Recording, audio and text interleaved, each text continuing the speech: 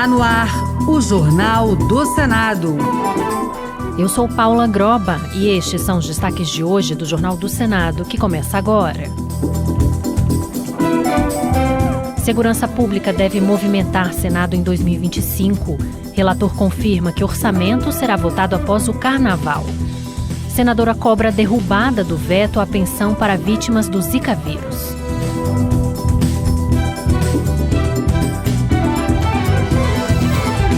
Boa noite. O endurecimento de penas e o fim de medidas para reduzir a violência e a letalidade policial no Rio de Janeiro nas favelas, chamadas de ADPF, serão as prioridades da Comissão de Segurança Pública, segundo o senador Flávio Bolsonaro, cotado para presidir o colegiado. Na Comissão de Constituição e Justiça, o destaque é a PEC da Segurança Pública, que pode integrar as forças policiais da União, estados e municípios. A reportagem é de Marcela Cunha. O senador Flávio Bolsonaro, do Rio de Janeiro, é a indicação do PL para presidir a Comissão de Segurança Pública. Se eleito, ele quer votar um pacote de medidas anti-violência, como o fim da liberação de presos no mesmo dia da audiência de custódia. Ele também defende a derrubada da chamada ADPF das favelas, medidas determinadas pelo ministro do STF, Edson Fachin, para reduzir a violência e a letalidade policial no Rio de Janeiro, com o uso de câmeras nas fardas e equipamentos de GPS nas viaturas.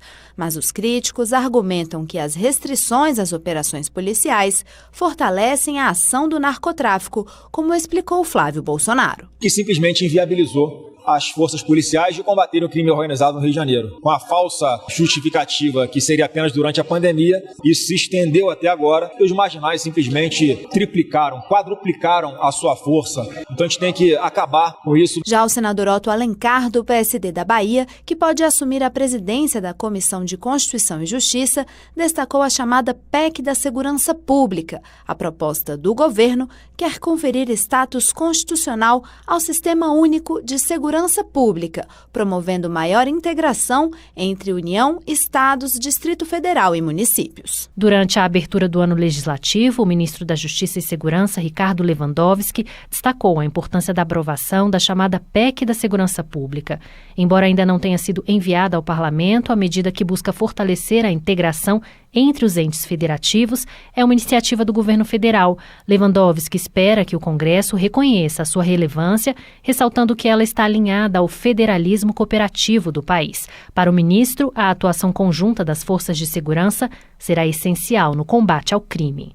Essa PEC procura entrosar as várias forças de segurança nos 3 níveis político-administrativos da federação: União, Estados e Distrito Federal e municípios. É preciso que nós tenhamos uma coordenação, um entrosamento dessas forças todas para dar um combate eficiente ao crime organizado. O ministro da Fazenda, Fernando Haddad, apresentou ao presidente da Câmara, Hugo Mota, as pautas econômicas prioritárias do governo no Congresso. O ponto mais sensível é a reforma do imposto de renda, que prevê isenção para quem ganha até R$5.000 mensais. Também estão na agenda a limitação de supersalários no serviço público e mudanças na previdência dos militares. Haddad afirmou que a proposta do IR está pronta, mas aguarda aval do Planalto. Ele não confirmou se haverá taxação de dividendos para compensar a isenção. O senador Isalci Lucas, do PL do Distrito Federal, acredita que a medida enfrentará resistência no Congresso e criticou a falta de análise aprofundada pelo governo. Segundo a Associação Nacional dos Auditores Fiscais da Receita, cerca de 28 milhões de brasileiros seriam beneficiados.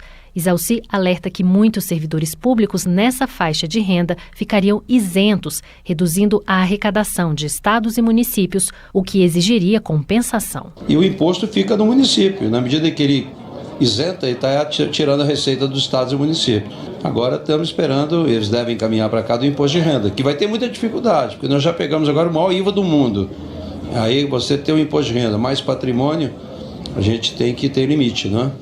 Mas vamos discutir. A Lei Geral do Orçamento para 2025 deve ser votada até o final de março. Essa é a previsão do relator da matéria, senador Ângelo Coronel. O parlamentar disse que está trabalhando para incluir na proposta diversos programas de governo que não foram previstos no texto enviado ao Congresso. Repórter César Mendes. O projeto da Lei Orçamentária de 2025 deveria ter sido enviado para sanção até 22 de dezembro, mas o atraso na aprovação da LDO e a votação da PEC do corte de gastos acabaram provocando um atraso, avalia o relator, senador Ângelo Coronel, do PSD da Bahia. Ele disse que não adianta ter pressa para aprovar a lei de forma errada, que está trabalhando para incluir na proposta diversos programas de governo que não foram previstos no texto enviado ao Congresso e que acredita na votação até o final de março. Vamos ajustar isso com o presidente Davi Alcolumbre, com o presidente Hugo Mota, para que a gente faça uma peça que corrija essas distorções, que a gente possa votar isso com a máxima urgência. Nos últimos 20 anos, a lei orçamentária atrasou em 3 ocasiões, 2013, 2015 e 2021. Quando isso acontece, o Poder Executivo fica autorizado a realizar apenas despesas consideradas essenciais ou obrigatórias.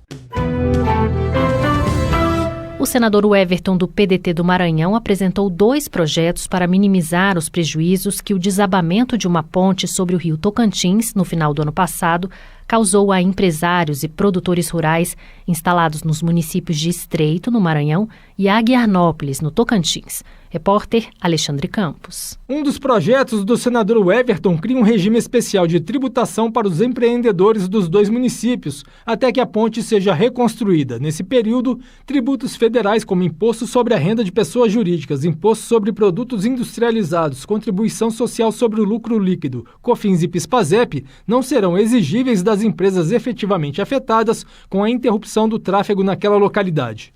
Segundo o senador, estimativas indicam que 70% da atividade econômica da região sofreu algum tipo de impacto por causa do desabamento, como redução da atividade econômica, demissão de funcionários e necessidade de mudança de cidade. Parou totalmente o comércio, os hotéis, postos. É realmente uma situação muito preocupante e nós precisamos agir de forma mais rápida possível. Vou pedir urgência para que ele tramite aqui no Congresso Nacional e também levar ao governo federal. O outro projeto do senador Everton prorroga por 36 meses as parcelas vencidas e que vierem a vencer de contratos de crédito rural com bancos públicos, firmados entre 2022 e 2024 por produtores de Estreito e Aguiarnópolis, economicamente afetados pelo desabamento da ponte. Para terem direito ao benefício, os produtores deverão comprovar os prejuízos sofridos. E na próxima sessão conjunta para análise de vetos, senadores e deputados devem decidir sobre o veto ao projeto que concede pensão vitalícia a crianças vítimas do Zika vírus.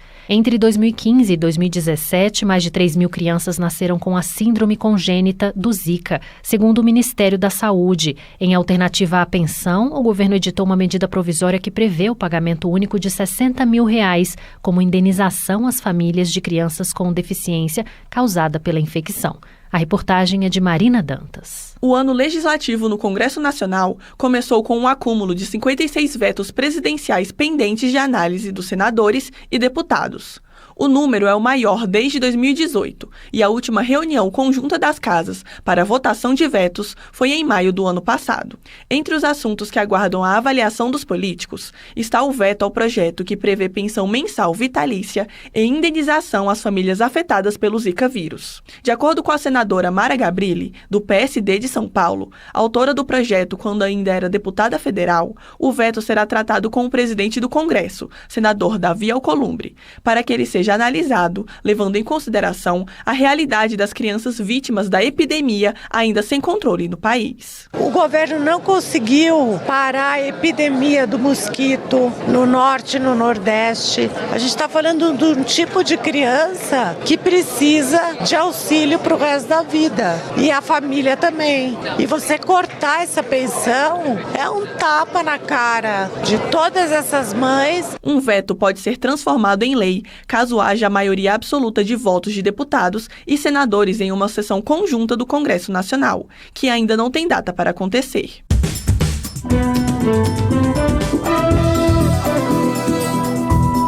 Com trabalhos técnicos de Eliseu Caires, o Jornal do Senado fica por aqui. Acompanhe agora as notícias da Câmara dos Deputados. Boa noite e até amanhã.